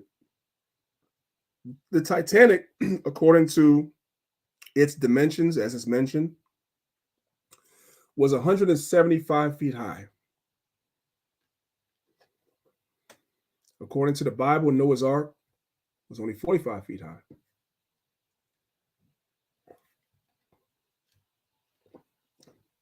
The Titanic, its length was about 882 feet long. Noah's Ark, according to the Bible, and its dimensions it mentions, was only 450 feet long. That's like 4.5 football fields, which is big. It's big. No, not even 4 football, because football is yards. So it's less than that. It's less than that. I got to do the math on that, but it's about 450 feet long. Now, we'll leave that there. I want you to look at the capacity at the bottom, because this is where the problem comes in. The Titanic had a capacity for 3,547 people and provisions for 3 weeks. That's what they say. Noah's Ark would have to have 50,000 plus animals, 2 million insects, 8 people and provisions for a year. How do you have 50,000 plus animals in an ark that's only 450 feet long? How is that possible? That's not me asking that. That's atheists asking you that as an Israelite. If you're in the streets as a teacher, somebody asks you that, what you going to do? What you going to say? That's the question. That's the dilemma. That's the reason why we have family members and friends that are on the fence. Like, I want to believe in the Bible, but this Noah's Ark thing is a problem. How did you fit all the animals that are in the world on that ark? It was only 450 feet long. It's actually a good question. The Bible answers it, though. Many of us just read right past it. This is the book of Genesis, chapter 7, verses 13 and 14. In the selfsame day entered Noah and Shem and Ham and Japheth, the sons of Noah, and Noah's wife and his 3 wives of his sons with them into the ark. They and every beast after his kind. That's the answer. It didn't say every beast. It's not what it says. It says every beast after his kind. That's important. And all the cattle after their kind. And every creeping thing that creepeth upon the earth after his kind, and every fowl after his kind, and every bird of every sort. Let's break that down. Noah did not bring every single species of every animal on the ark. It's impossible. Just look at the dimensions. That's not possible.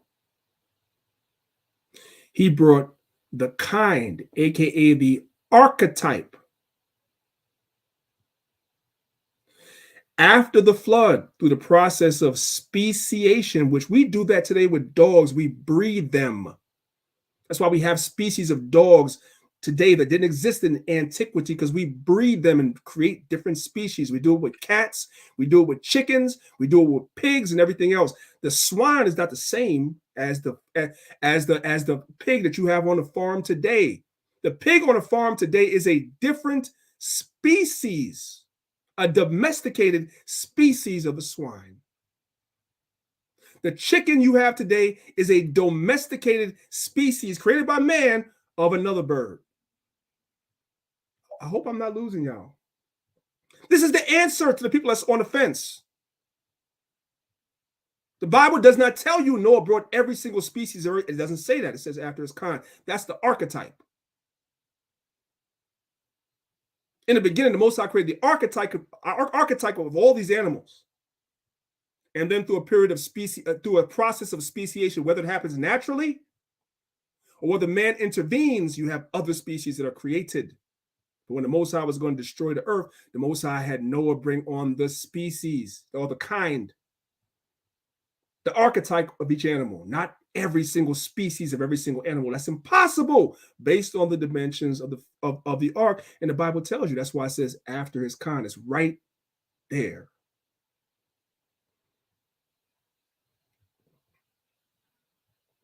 After the flood, the process of speciation took place. We observe the evolution of different species of a particular archetype. This is observable to the human eye and makes the story of Noah and the ark more realistic. We observe the speciation of different animals because we realize for you to have a Rottweiler, somebody came together and put 2 different breeds of dogs together, and that's how you have a Rottweiler. Somebody came and put 2 different breeds of dogs together, and that's how you have a pit bull. Those are not the archetype. Those are not the archetype. Those are mixed breeds. Most of your cats today that are domesticated are mixed breeds. The chickens that we eat today are man-made. That's not the archetype. I'm gonna, you know what? Let me stop talking. Let me just keep going. Here we go. Here we go. Those that are from the Caribbean or from tropical islands, you already know this. The chicken that you eat today is not the archetype. That's not the one that was on the ark. That comes from the jungle fowl. How many of you guys know about the jungle fowl? Why do you guys think? Well, first of all, let me ask y'all a question. Let me check the time. Let me ask you guys a question. I want you guys to put it in the chat. Listen to the question. I want you guys to put it in the chat. Brothers and sisters, y'all know anybody from the Caribbean? Anybody Jamaican, Bajan, Trinidadian? Y'all know anybody? Hey, what do they call chickens? They don't call it chickens. Put it in the chat. What do they call chickens? Who knows? Put it in the chat. What do the Caribbean people call chickens?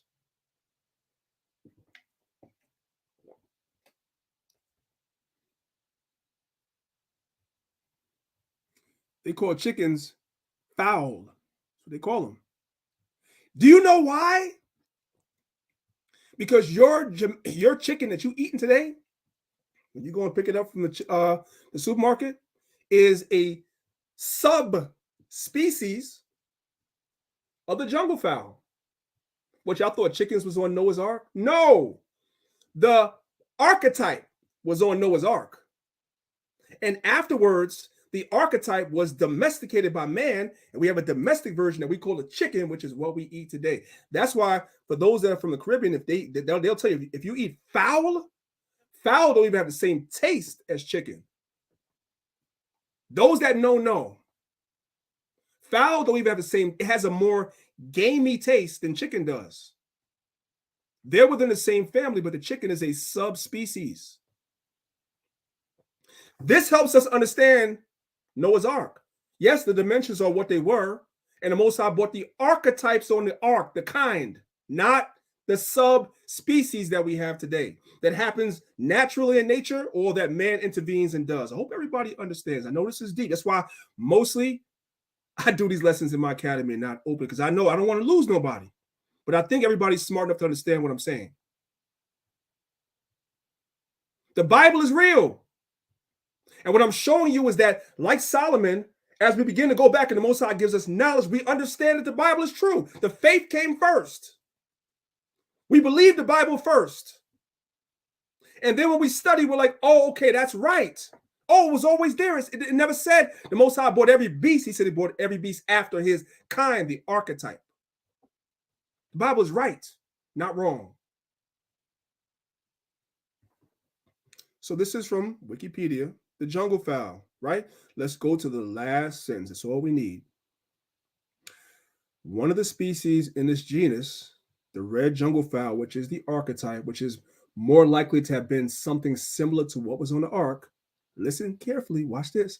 One of the species in this genus, the red jungle fowl, is of historical importance as the ancestor of the domesticated chicken. You guys see that? Does Noah's Ark story make more sense to you guys now? The atheists, the scientific community, all these different communities will tell you, you can't believe the Bible. How could every animal, how could 50,000 plus animals, how could 2 million insects fit on the ark? Nobody said that. The Bible didn't say that either. The Most High said he brought the beast after their kind. That's the ancestor. That's the archetype. But later on, through a process called speciation, whether it happens naturally or man intervenes and does it, we domesticated chickens, and now we have a whole subspecies that comes from the ancestor that would have been on the ark. So the Bible is right. It's right. You guys don't have to be ashamed to say that. This is actual speciation, is actual science. These things occur naturally in nature, and we all know that man does it. We can look at dogs and cats and see that. You can look at pigs and see that. You can look at chickens and see that. It's real, and it's a science to do. There's a whole science behind speciating and domesticating animals. There's a science behind that. The Bible doesn't speak against that. That's real. Okay. So again, the jungle fowl would be the ancestor, and the domesticated version would be what you have today.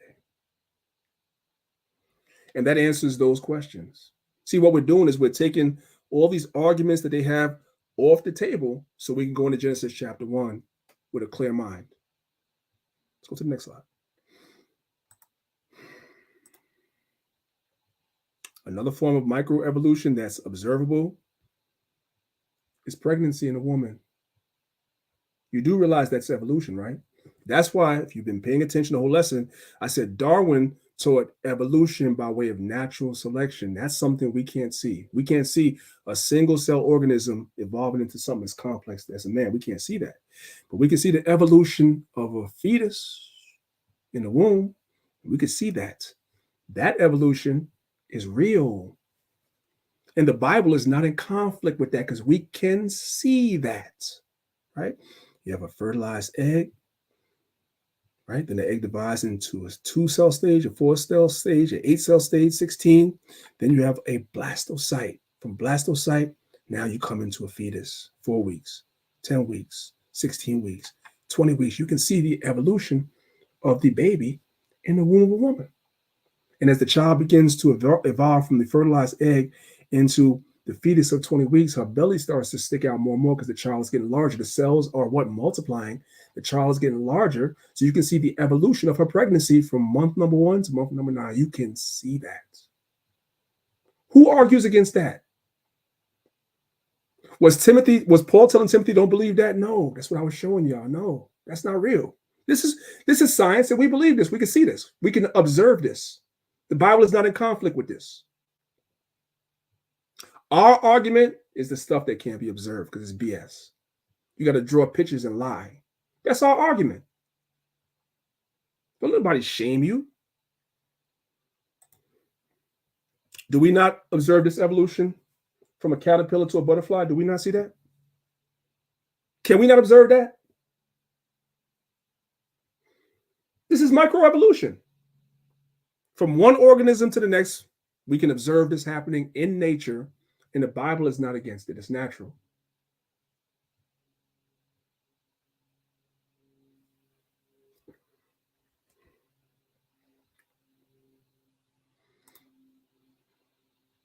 So, you have one evolution that goes from a single cell organism, right here on the right-hand side. And from a single cell organism, you get fish, right? You get salamander, you get alligators, you get horses, you get lions, kangaroos, man, monkeys, birds, and everything from one single cell organism. That is a lie. As opposed to something, right, where you can begin with a common ancestor like the jungle fowl, and you get different breeds of chickens that come out of that. Again, it can happen naturally in nature, or man could go in and create a domesticated version as opposed, you're like the wild boar, right, that you see in Africa, right? Those are, then you have the domesticated pig, then you have the sow. These are all in the same family. It's a difference. It's a difference. That's something you can see. It occurs naturally in nature, and or man goes in and does that. But they're all within the same genus or the same family. Not like the single cell organism where you have a goddamn dinosaur and man in the same genus. That's insane. That's insanity. And that's what we speak against. Hope everybody understands. This is the book of Wisdom of Solomon, chapter 7, verse 1. It says, I myself also am a mortal man like to all, and the offspring of him that was made of the earth. And in my mother's womb, you know what? Let me deal with this real quick too. And I know this is kind of an aside, but I still have a little bit of time. This is an aside. Let's read it again. I myself also am a mortal man, like to all, and the offspring of him that was made of the earth. I just want to dwell here just for a minute or two. Trying to find some good words here. We're having so many problems with some of our beautiful brothers and sisters I'm talking about the Israelite community, trying to convince you brothers and sisters to do better with your diet, to do better with flushes and cleanses and things of that nature and plants and just do better. Like you guys, there's some in our community that still joined at the hip to the AMA, the American Medical Association, what they say, which is really a pseudoscience in itself. It's a beautiful scripture because Solomon said he's the offspring of him that was made of the earth. Within the earth are all the elements that are also present in the human body. Zinc, magnesium, you name it. All that stuff is in earth. It's also present in the human body. You have to keep reintroducing these elements, right? These minerals into your body. When your body becomes deficient in these minerals and these vitamins and other things, that's where ailments and sicknesses come in. That's why we're constantly pushing these things on you, brothers and sisters. Literally, the Bible is telling you, you come from the earth. Those elements that are in the earth need to be in you. And when they become deficient, that is where ailments come in. But as much as we're preaching this stuff to brothers and sisters in Israel mainly, you guys just are acting like you didn't hear that part. You want me to, like, can you talk about the white man? Can you talk about the white man being the devil? Forget about that. Talk about that. I'll listen then. We're paying. I'm paying attention to that stuff, guys. I'm paying attention to that stuff. I just wanted to throw that little jab in there. I don't care who's offended because you know what I'm saying, hey man, the truth is the truth. Am I your enemy because I tell you the truth? A lot of you Israelites are sick, right? You're going through all types of ailments. We teach you these things, and you turn the channel to go look for a video where we're saying the white man's the devil because that's more interesting. Anyway, back to the lesson. Verse number 2. And in my mother's womb was fashioned to be flesh in the time of 10 months, being compacted in blood of the seed of man, of the pleasure that came with sleep. So Solomon understood that you are in a woman's womb, and that happened because your father put his seed into that woman. The seed came into union with that egg, and that's where he comes from. He understood that. Brothers and sisters, that's reproductive science. Solomon is talking about reproductive science, not speaking against it, talking about it, right? And we learned about it later. Science proves that to be true. None of us are in conflict with that, right? Seed of man, you have the egg, you get the child. Simple as that. This is the book of Psalms, chapter 19, verse number 19. It says the heavens declare the glory of God. So when we look into God's creation, because the heavens is part of God's creation, it declares the glory of God, right? And the firmament showeth his handiwork. The firmament shows the Most High's handiwork. Verse number 2. Day unto day uttereth speech, and night unto night showeth knowledge. So we have knowledge of the Most High. That's what I was saying earlier in the PowerPoint. By looking at the heavens, and looking at the firmament and looking at the creation in itself, it bears witness that what we believe the scriptures to say is true because the creation manifests that. It bears witness of it, and it bears witness that there is a designer behind the creation. Throughout the Bible, knowledge of God is compared to creation. The wisdom of God is compared, especially in the Psalms. The wisdom of God is always compared to something that's in the creation because it bears witness of a creator. I'm gonna stop right there. What I want to know, of course, brothers and sisters, you guys already know how I do. I want to make sure that what I went into wasn't too crazy, and I want to make sure that you guys understood what I was going into. If the lesson made sense, if you guys understood it, I need you guys to put 1 in the chat and let me know that everything that I went into made sense. It's important. Right. I never want to go too far without brothers and sisters following along and making sure that what I was going into made sense. So if it did, just let me know in the chat.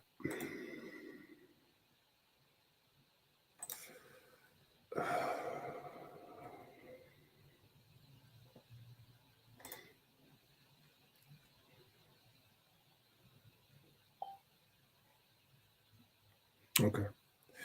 All right. I still have about another 15 minutes or so. So I have another 15 minutes or so, brothers and sisters. I want to, about another 20 minutes. I want to make sure that you guys are ready for the Gophers game when they come in.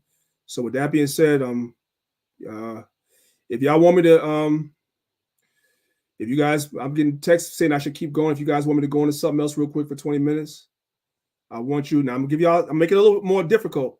If you guys want me to keep going for the next 20 minutes, I need you guys to put the fire emoji in the chat. You got to go look for that. I want you to put the fire emoji in the chat. Let me know. That means I should keep going and go into something else real quick for y'all. Touch on another topic real quick for y'all. If you want me to keep going, you got to put the fire emoji in the chat. If you don't put the fire emoji in the chat, I'm going to end the class right about now. I want to know if y'all want me to keep going.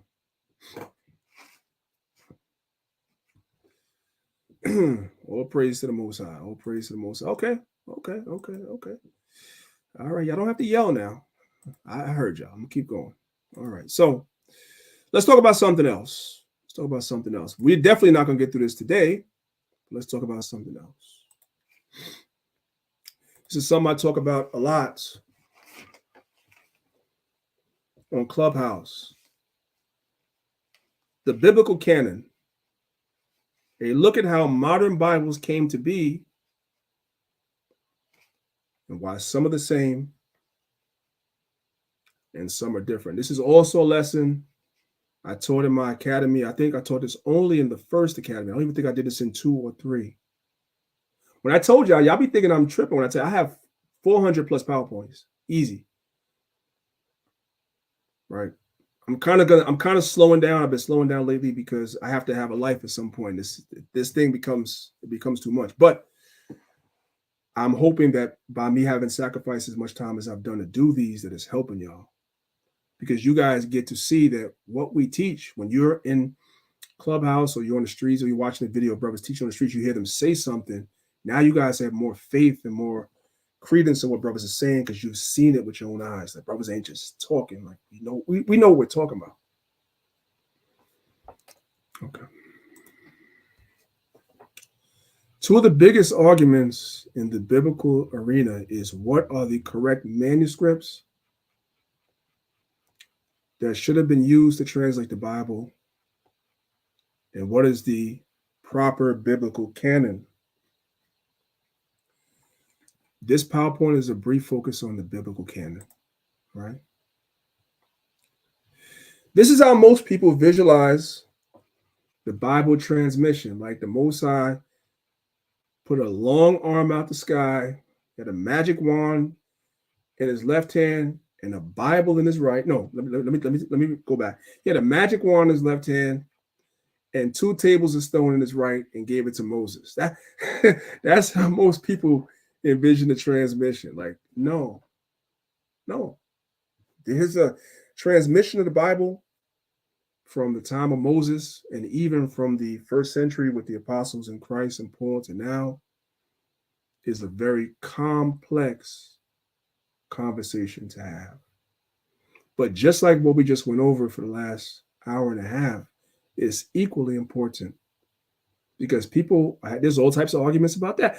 The Bible was tampered with and all types of stuff, right?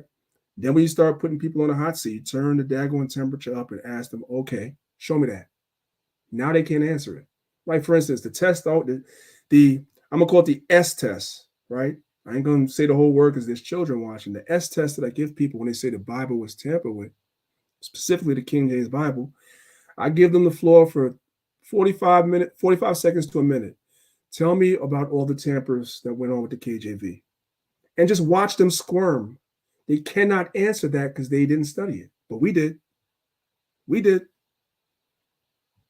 And we're ready to have that conversation. Although this is not what this PowerPoint is about today. Right, let's go on. This is more accurately how transmission works. This is the book of 2 Peter chapter 1, verses 20 and 21. Knowing this verse, well, let's read the first part. It says, God reveals his word to man. So the Most High revealed his word, started with Moses and working his way all the way down. God reveals his word to man. That's the first process in transmission. Knowing this verse, that no prophecy of the scripture is of any private interpretation. Verse 21. For the prophecy came not in old time by the will of man, but holy men of God spake as they were moved by the Holy Spirit. So the Most High revealed his word to man. There's many processes of revelation we could talk about. We have on a very short time. Some of those processes are the Most High literally sent an angel and men begin to write things down. Some men, the Most High revealed himself in a dream and showed certain people certain things, like the prophet Daniel and others. The Most High sent an angel to Ezra, especially when you read the book of Esdras in the Apocrypha. He was dealing with angels. The Most High also sent an angel to Daniel too, right? And then there's some people that the Father dealt with directly, like Moses, right? Dealt with him directly. So there's, right? The Most High gives some people visions. Doesn't matter, but the Most High reveals his word to man. That's where it starts. This is the book of Proverbs, chapter 21, verse 1. The next step is God moves man's to transmit and then translate. The transmission process comes in where the word begins to spread. You see that transmission process in the Torah when the king is told and commanded that he must have a copy of the law too. So it's spread to the king. It starts off with Moses, but then it's also that information is transmitted to the king, and now he has to make his own copy. And then the transmission process also continues because the tribe of Levi dwells in the coasts of all Israel, and they also have to have a copy of the law, so it's transmitted there. And then the transmission process gets more complex as we get to the New Testament time when Israel is scattered in many different areas, speaking many different languages. But the thing is that the word is transmitted. Then, after the word is transmitted and spread, as Israel begins to be in captivity under these other nations, and a lot of times, in a lot of cases, we also don't speak our native language, the word of God must be translated to these different languages so that these people also have access to the records. That's where you get your Septuagint under Ptolemy II from the Hebrew to the Greek. All these processes have to be considered. There's no long arm with a magic wand and some tablets or some scrolls that came down and gave us the Bible we have today. The word was revealed. The word was transmitted, meaning spread. Then the word had to be translated into languages like English that we have today. This is the book of Proverbs, chapter 21, verse 1. It says, the king's heart is in the hand of the Lord. As the rivers of water, he turneth it whithersoever he goes. So in the year, forgive me, I'm winging it now because I'm kind of just giving y'all, this stuff is all in this PowerPoint, but we have a short amount of time, so I'm just going to tell you guys. In this PowerPoint, this stuff is in here. So I believe it was the year 1604 or 1605. Let me go find it because I don't want to, somebody's going to be like, I don't believe you. So let me go find it. It's all right. So I'm going to help y'all. Mm-hmm. Here we are. So let's go back real quick. So it's slide number 30. I found it. Let's come back up. Real quick. Let's read that again. Proverbs 21, verse 1. The king's heart is in the hand of the Lord. As the rivers of water, he turneth it whithersoever he will.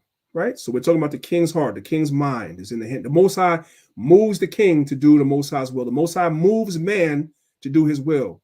In this particular case that we're talking about, the Most High is moving man to have his word transmitted and translated. Because God is not coming off his throne to do none of this. Man's going to do it. Now watch this. Let's come down to slide number 30. Slide number 30. And thus, brothers and sisters, if you guys are not familiar with this, you've learned it today. The King James Bible was agreed to be translated at the Hampton Court Conference.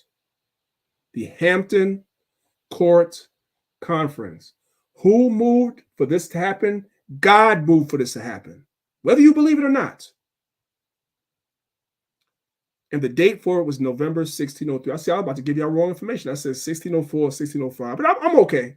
Hey, I'm still better than most, man. I'll be in the area, but it'd be so much information in my mind sometimes. But it was 1603. So you learned something new today, brothers and sisters. The commission for the Bible to be translated happened in 1603, and the actual translation was completed in 1611. Who moved for this to happen? God moved for this to happen. This is how you get your Bible. There was no magic involved. There was a conference where people convinced the king this needed to happen for a whole bunch of reasons. Who moved those men's minds to talk to the king about this? God. Because there were problems with the Bibles that were before it. Problems with it. That's why I get into my whole textual criticism conversation. We're not having that right now. So let's go all the way back up to where we were and pick it up from here. Let's go to the next slide. Brothers and sisters, think about this. If the Bible was fake, as we're taught,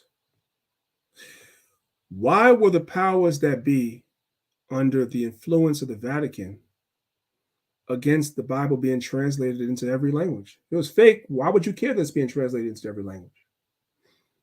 Why was the Pope, and it was Pope Paul, I can't tell you guys which one off the top of my head, I ain't even going to do that to myself, but it was Pope Paul, I believe, that was the one that was against King James translating the Bible.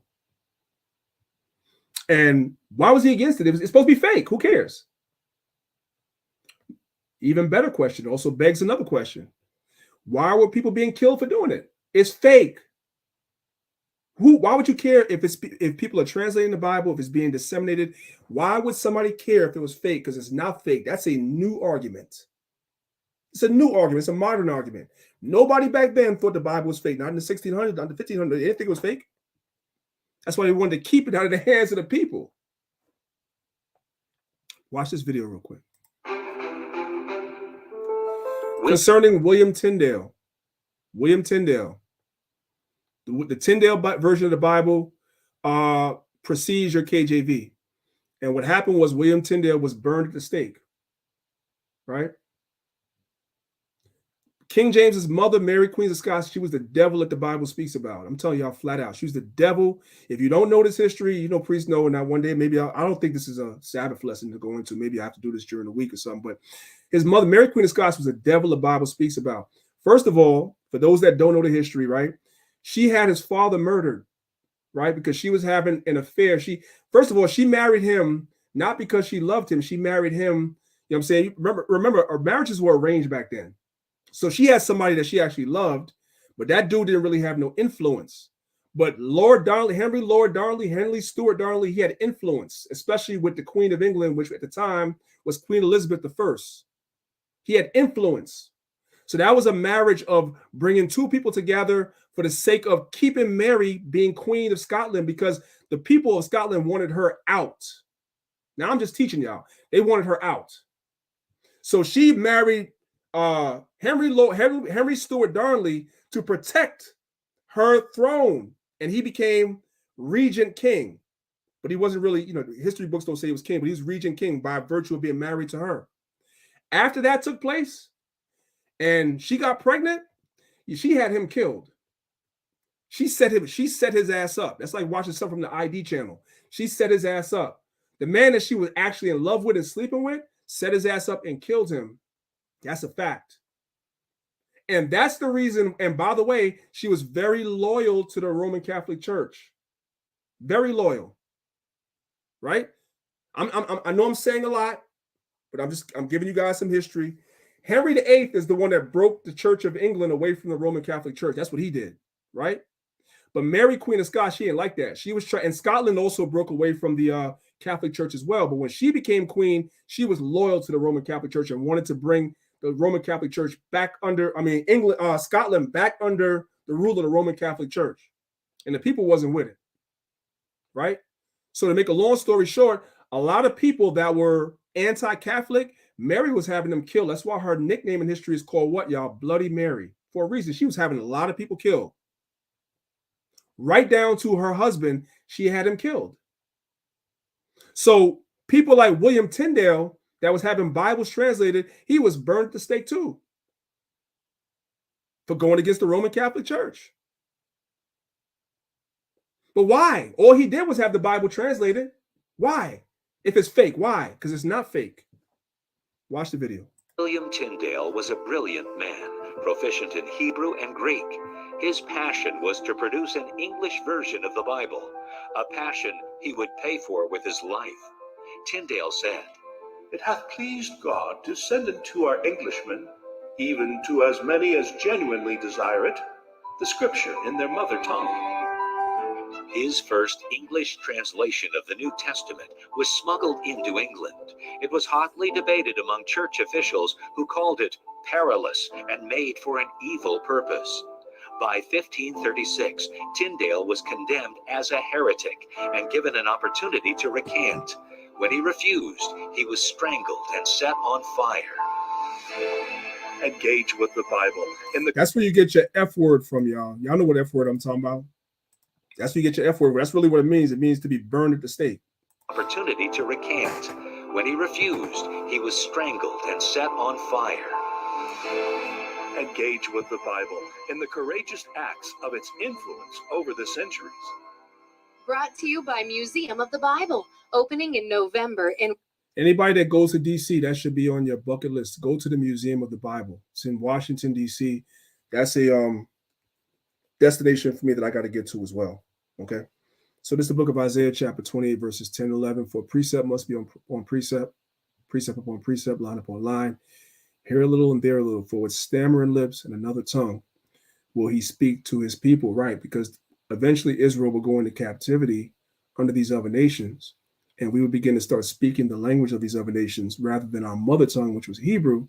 And eventually there would need to be a translation process to bring the word of God into the languages that we speak, so that we can have an opportunity to hear the gospel and repent. That's the point. God was involved in all of that.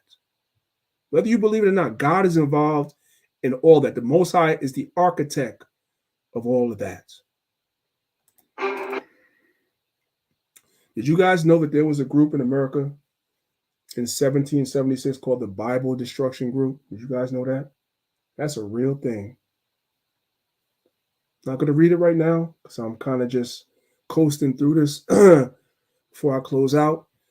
When I do, if I ever do, I did this in my academy. If I ever do this on the Sabbath service, there's a book called To Eliminate the Opiate that kind of goes into this. Again, why would you have a group called the Bible Destruction Group if the Bible is fake? Why would you have set up a secret group to destroy the Bible if it's fake? Wouldn't you want it to spread because it's fake? And it's a very curious date, 1776. That's the same year they say America was founded, 1776. More on that later. No, you can talk about that right now. So we're going to end it with this video right here. A brief history on how the Bible came together. No, there was no magic involved, no magic wands, no hocus pocus, none of that stuff. It's just like this. The Bible, a book of books. Nowadays, the Bible is frequently printed as one book. But for more than 1,000 years, most people encountered the Bible as a library of multiple volumes or multiple scrolls. In light of this history, it's not so surprising that not all Bibles today contain exactly the same set of books. But if the Bible isn't always the same, then what do we mean when we talk about the Bible? That's very important. I had to stop it right there for 1 second. It's very important because that's an argument that's on the table right now. When you actually look at the history of the Bible, certain canons have books that other canons do not. So the question then becomes, because I get this question a lot from people, well, hey, do you read the book of Jubilees? And do you read this and do you read that? That's why I put this PowerPoint together, because there are some criteria that you have to set on the table in order to differentiate between what should be canon and what's not. What's not. We also get these people that come into rooms on Clubhouse with the same stuff. And we have to answer these questions. You brothers that are teachers have to be able to answer the question. Should you read Jubilees? Should you read the Apocalypse of Paul and all these other books that are purported to be books from the first century, from that time? Are they canon or not canon? I'm confused. Well, that's what this PowerPoint was put together for. However, maybe my next academy, I'll actually go through this whole thing.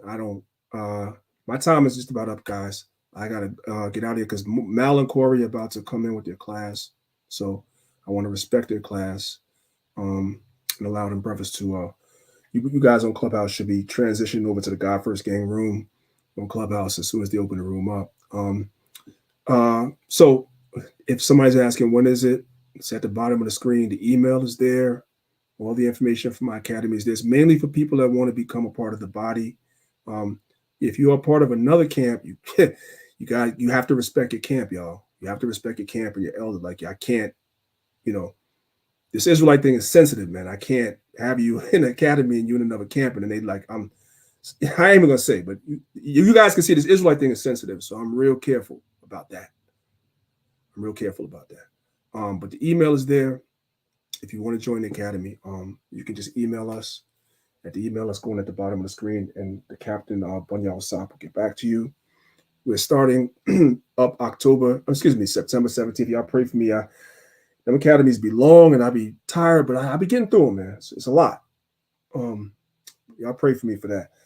But yeah, we're starting September 17th, Most High allows. So if you're interested in doing the academy, please email. The email is going at the bottom of the screen, and the captain will get back to you. All right. I just want to take a moment to say I appreciate, again, all you brothers and sisters for coming every Sabbath and listening in, and your kind words on the comment boards and stuff, that these videos are helping you guys. I hope so, because I put a lot of energy into doing this, and I wanted to be able to be help you brothers and sisters. So those of you that are here can be firmly rooted and confident that this is the truth, because if you leave the truth, I'm gonna talk about you like a dog, like I always say. You know what I'm saying? I also want to take time out to give a special shout out to the brothers and sisters that have gone to our website and donated, financially to us. It's a great help. It's a blessing. We need it. And I also want to, I know you guys probably want me to go through the rest of this, but I think we need to have some conversations about what's getting ready to happen soon. When I say soon, I mean soon.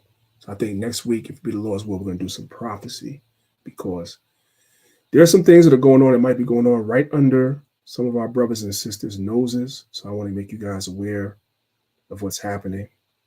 I'm going to tell you guys something before I go. When Donald Trump was president, he removed the United States from the World Health Organization. He removed us, right? Now, first of all, I don't have no confidence in no politician. I'm just showing you. So there's some games being played, and it's being played in front of our face. We just have to pay attention. He removed us from the World Health Organization, right? When Joe Biden became president, he reinstated the U.S. to the World Health Organization. Why is that important, brothers and sisters? Because the World Health Organization made some very, very disturbing comments within the last 30 days that some of you guys may have missed. So I kind of want to bring you guys up to date with prophecy and what's coming, and prepare you for what's happening, because I don't want anybody, because the pandemic is not happening right now, I don't want nobody to get back to being comfortable. The next time something on that was a beta test. The next time something happens, brothers and sisters, yeah, it's going to be way worse, and it's going to be way more restrictive. You should be aware of what's getting ready to happen, because it's getting ready to happen, and it's not going to be good. That's just what I'm going to say. And you guys already know what I always say. I say demonstrations beats conversation every time. I'm going to show you guys next week just how, the Bible says the devil is going to come down. No, forget about it. Isaiah chapter 32 says the churl shall no more be called liberal, man. I'm kind of paraphrasing, but they ain't going to be no more. They're going to speak villainy, and they're speaking villainy right now. Telling you, just wait, and you guys will see exactly what it is I'm talking about, brothers and sisters. They got some diabolical plans. We're going to need Yahushua. Just understand that. We're going to need Yahushua, man, for real. With that being said, if you have been watching my video, you have not hit the like button, you have not repented, You don't believe the gospel, but it's not too late. Go ahead and hit the like button, share the video, believe the gospel, show love, show the fruits of the Spirit to your brother. It's your brother, Priest Daniel, represent Lions of Israel, Maccabees TV. And with that, I say,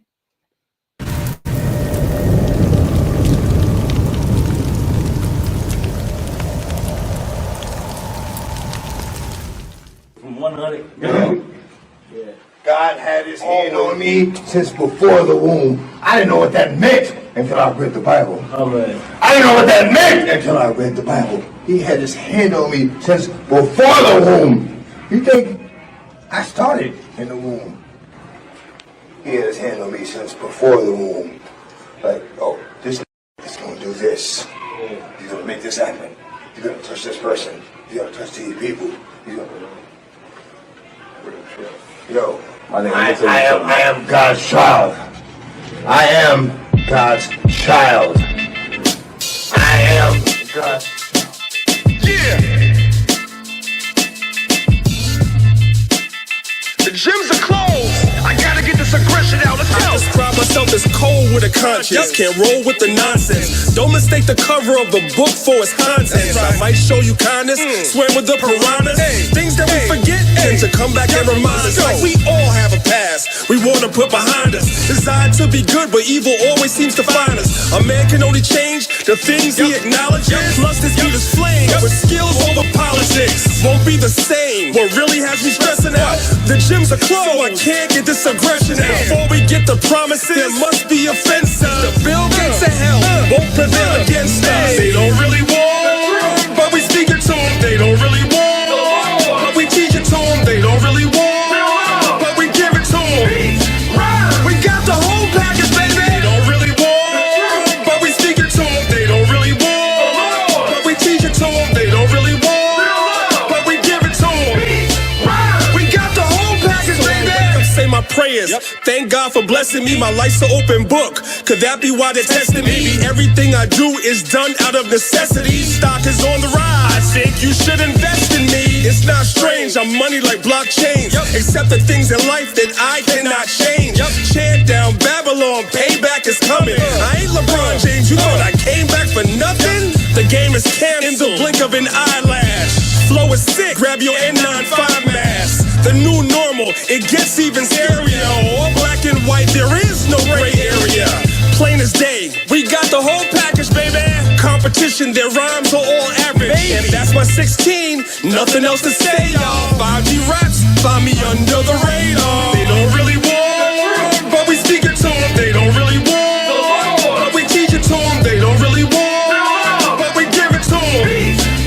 We got the whole package, baby. They don't really want, but we speak it to them. They don't really want, but we teach it to them. They don't really want, but we give it to them. We got the whole package, baby. Bounce. The gyms are closed.